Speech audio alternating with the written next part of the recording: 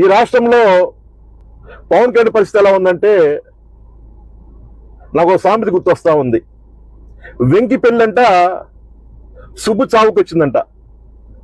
ఎక్కడో తమిళనాడులో విజయ్ గెలిస్తే ఆంధ్రాలో పవన్ కళ్యాణ్ గారు సోషల్ మీడియాలో ట్రోల్ అవుతా ఉన్నాడు. విజయ్ గెలుపు పవన్ కళ్యాణ్ చావుకు వచ్చింది. ఏది ఏమైనా విజయ్ గ్రేట్ అబ్బా. ఒకటే జెండా సింహం సింగిల్ గా వస్తుంది.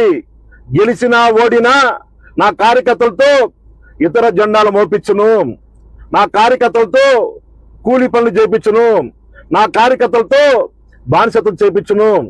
నుంచున్న 2 చోట్ల గెలిచాడు, తన అభ్యర్థులను గెలిపించుకున్నాడు. 2 సంవత్సరాల్లోనే సీఎం అయి కూర్చున్నాడు. మన నాయకుడు ఉన్నాడు. 2014లో పార్టీ పెట్టాడు. పార్టీ పెట్టగానే బీజేపీ జెండాలు, తెలుగుదేశం పార్టీ జెండాలు మోపించాడు. మళ్ళీ ఎమ్మటినే 2019లో పోటీ చేశాడు. 2 చోట్ల నుంచున్నాడు, 2 చోట్ల ఓడిపోయాడు. బీఎస్పీ జెండాలు, సిపిఐ జెండాలు, సిపిఎం అని చెప్పేసి అనేక పార్టీ జెండాలు మోపించి బానిసత్వం చేశాడు. మళ్ళీ వెమ్మంటే 2024లో బీజేపీ జెండా, తెలుగుదేశం పార్టీ జెండాలు మోపించాడు తన కార్యకర్తల చేత. అలా ఉంటుంది పవన్ కళ్యాణ్ పరిస్థితి.